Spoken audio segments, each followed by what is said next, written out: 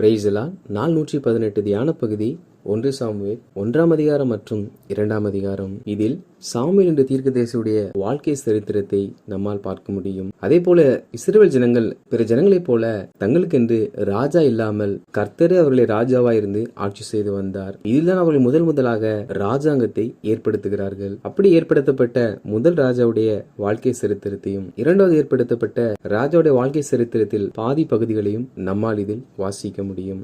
1ஆம் அதிகாரத்தை நாம் வாசிப்போமானால் அதில் இப்ராஹிம் மலை தேசத்தில் எல்கானா என்று ஒரு மனுஷன் இருந்தான். அவனுக்கு 2 மனைவிகள் இருந்தார்கள். ஒருத்தி பெயர் அன்னாள், மற்றவள் பெயர் பெனினாள். பெனினாளுக்கு பிள்ளைகள் இருந்தார்கள். அன்னாளுக்கோ பிள்ளை இல்லாதிருந்தது. காரணம், கர்த்தர் அன்னாளுடைய கர்ப்பத்தை அடைத்திருந்தார். இந்த எல்கானா தன் குடும்பத்தோடு கூட சீலோவில் இருக்கிற கர்த்தரை பணிந்து கொள்வதற்கு வருஷம் செல்வது வழக்கமாயிருந்தது. அந்த நாட்களில் அங்கே ஏலி என்ற ஆசாரியனும் ஓப்னி பினேகாஸ் என்னும் அவனுடைய 2 குமாரர்களும் ஆசாரியர்களாக இருந்தார்கள். எல்கானா அப்படி பலியிட செல்லும் பொழுது பெனினாளுக்கும் அவருடைய பிள்ளைகளுக்கும் பங்கு போட்டு கொடுப்பான். அதே சமயத்தில் அவன் அன்னாளை அதிகமாய் சிநேகித்தபடியினால் அன்னாளுக்கு இரட்டிப்பான பங்கு கொடுப்பான். கர்த்தர் அன்னாளுடைய கர்ப்பத்தை அடைத்திருந்தபடியினால் பெனினாள் அன்னாள் துக்கப்படும்படியாக அவளை மிகவும் விசனப்படுத்துவாள். அப்படி பெனினாள் அன்னாளை மனமடிவாக்கும் பொழுது அன்னாள் சாப்பிடாமல் அழுது கொண்டிருப்பாள். எல்கானாவோ அன்னாளை ஆறுதல் படுத்துவான். இவைகள் வருஷம் தொடர்ந்து நடைபெறுகிற ஒரு காரியமாயிருந்தது. அப்படி ஒரு முறை செல்லும் பொழுது பெனினாள் அன்னாளை துக்கப்படும்படி பேசினாள். அன்னாள் துக்கப்பட்டு அழுத போது எல்கானா அன்னாளே, ஏன் அழுகிறாய்? ஏன் சாப்பிடாது இருக்கிறாய்? ஏன் சஞ்சலப்படுகிறாய்? 10 குமாரரை பார்க்கிலும் நான் உனக்கு அதிகமல்லவா என்பதாக சொல்லி ஆறுதல் செய்ய முயற்சிக்கிறார். அப்படி சமாதானப்படுத்தி எல்கானா அன்னாளை சாப்பிட வைக்கிறான்.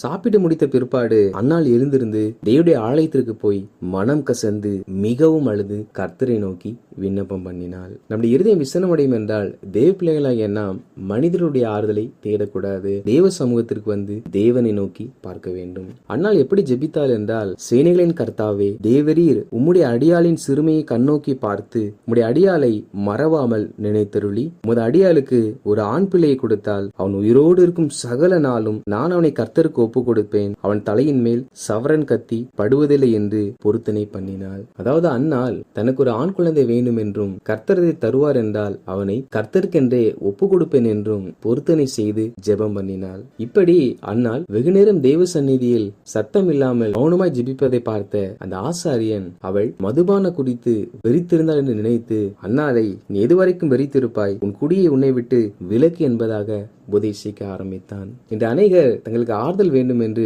ஊழியக்காரர்களை நாடுவார்கள். அது ஒரு நாளும் தவறு அல்ல. ஆனால் ஊழியக்காரர்களுக்கு நம் இருதயம் ஒரு நாளும் புரியாது. நம் பிரச்சனையை சொன்னாலும் சில சமயங்களில் சில விசுவாசிகளுடைய வாழ்க்கையில் இருக்கிற பிரச்சனைகளை ஊழியர்கள் புரிந்து கொள்ளாமல் தான் பதில் பேசுவார்கள். காரணம் என்னவென்றால் அவர்கள் ஊழியக்காரர்களாக இருந்தாலும் அவர்கள் முகத்தை பார்க்கிற மனிதர்களே. இங்கே அன்னாள் மிகுந்த துக்கத்தோடு இருக்கிறாள். ஊழியக்காரனோ தேவனுடைய வார்த்தையாக ஆறுதலான வார்த்தைகளை சொல்லாமல் அவளை மதுபானம் பண்ணுகிறவள் என்று நினைத்து மேலும் அவள் விசனம் அடையும்படி பேசினான். அன்னாள், நான் மதுபானம் பண்ணினவள் அல்ல, நான் மிகவும் பாதிக்கப்பட்டவள், என் இருதயத்தை தேவ சமூகத்தில் ஊற்றினேன் என்பதாக சொன்ன பிற்பாடு, சமாதானத்துடனே போ, நீ இஸ்ரவேல் தேவனிடத்தில் கேட்ட உன் விண்ணப்பத்தின்படி அவர் உனக்கு கட்டளையிடுவாராக என்று சொல்லி அவளை அனுப்பிவிட்டான். அன்னாள் புறப்பட்டு போய் போஜனம் செய்தால் அப்புறம் அவள் துக்கமுகமாய் இருக்கவில்லை.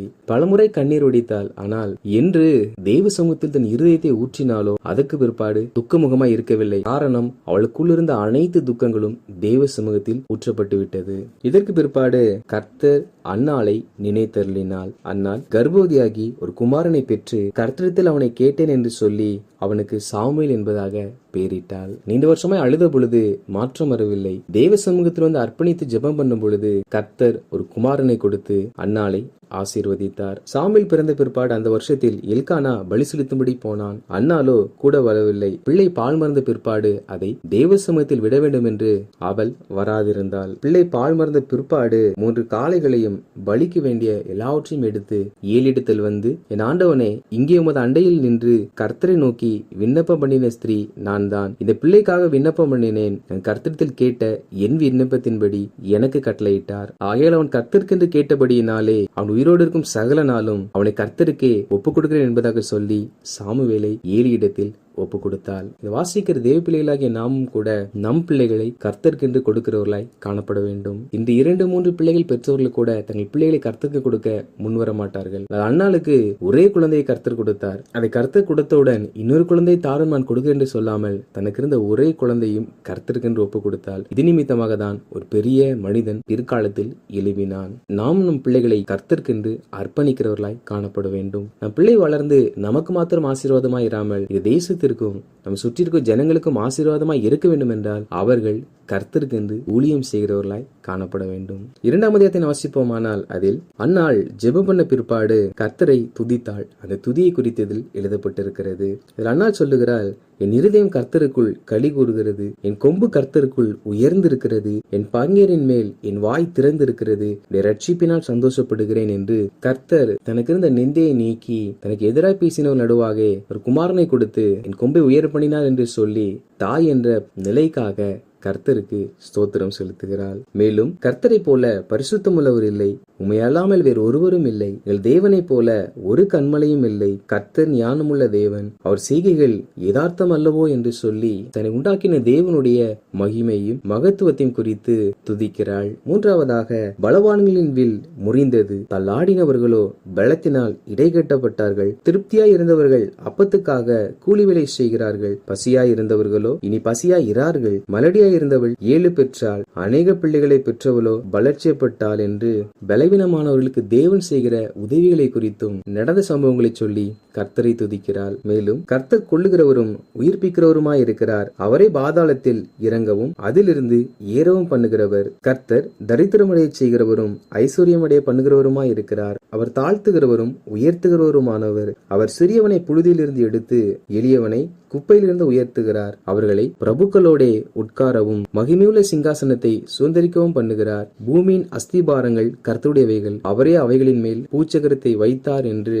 தேவனுடைய செயல்களை குறித்து சொல்லி அவர் சிறுமையானவர்களை எவ்வளவாய் உயர்த்துவார் என்பதையும் குறித்தும் சொல்லி துதித்தாள். இதற்கு பிற்பாடு அன்னாள் தன் இல்லத்திற்கு சென்று விட்டாள். அந்த பிள்ளையோ ஆசாரியனாக ஏலிக்கு முன்பாக கர்த்தருக்கு பணிவிடை செய்து கொண்டிருந்தான். அந்த ஏலியின் குமாரர்கள் 2 பேரும் துன்மார்க்கமாக வாழ்ந்தார்கள். காரணம் என்னவென்றால் அவர்கள் கர்த்தரை அறியவில்லை. அதாவது இன்று அநேக பிள்ளைகள் துன்மார்க்கரை மாற காரணம் என்னவென்றால் அவர்கள் தேவன் யார் என்று தேவனை குறித்து அறிகிற அறிவு இல்லாதவர்களாய் இருக்கிறார்கள். எனவே நாம் நம் சபையில் இருக்கிற சிறுவர் ஊழியத்திலும் வாலிபர் ஐக்கியத்திலும் நம் பிள்ளைகளை நாம் சேர்க்கிறவர்களாக அவைகளுக்கு நேரம் கொடுக்கிறவர்களாக காணப்பட வேண்டும். இல்லாத பட்சத்தில் அவர்கள் வாழ்க்கை திசை மாறும். அதற்கு அவர்களல்ல நாமே காரணிகளாய் அமைந்து விடுவோம். அப்படி இவர்கள் செய்த துன்மார்க்கமான கிரிகள் என்னவென்றால் ஜனங்கள் பலி செலுத்த வரும் பொழுது அவருடைய வேலைக்காரன் வந்து பலி செலுத்துகிற அந்த இறைச்சியை எடுத்துக் கொள்வானாம். அதே சமயத்தில் கொழுப்பை தகனிக்கும் போதும் ஆசாரியனுக்கு பொறுக்கும்படி இறைச்சி கொடு, நீ கொடுக்காவிட்டால் பலவந்து பண்ணும் என்பதாக சொல்லி எடுத்து செல்வார்களாம்.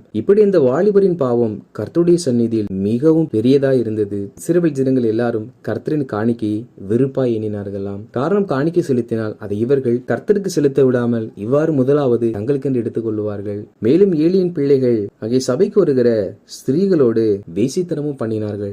இவைகள் ஏலியுடைய செவிகளுக்கு வந்தது. அவன் குமாரரை அழைத்து, நீங்கள் இப்படிப்பட்ட காரியங்கள் செய்கிறது என்ன?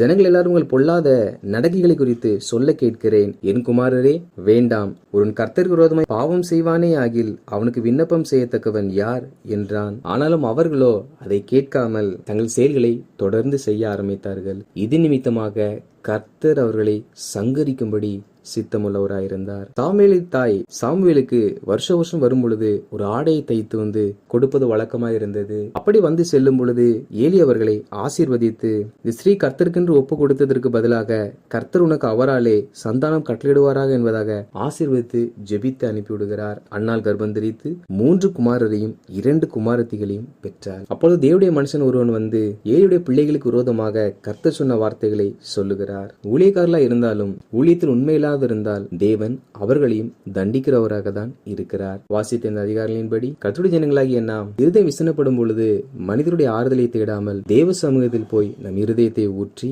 பொருத்தனை செய்து விண்ணப்பம் செய்து தேவனை அவருடைய நாமத்தை குறித்தும் அவருடைய கிரிகளை குறித்தும் துதித்து நம் பிள்ளைகள் தேவனை அறியாதவர்களை வளராதபடிக்கு அவர்களை தேவ சமூகத்தில் நாம் கொண்டு வந்து அவர்கள் தேவனுக்கு பிரியமாய் வாழ ஒப்பு கொடுப்போம். நிச்சயமாக நாம் நம் பிள்ளைகளை கர்த்தருக்கு ஒப்பு கொடுக்கும் பொழுது கர்த்தர் பொறுப்பெடுத்து அவர்களை இந்த தேசத்திற்கு நம் சமுதாயத்திற்கு ஆசீர்வாதமாய் வாழச் செய்வார். கர்த்தர் தாமே நம் பிள்ளைகளை தேசத்திற்கு ஆசீர்வாதமாக எடுத்து பயன்படுத்துவாராக. ஆமேன்.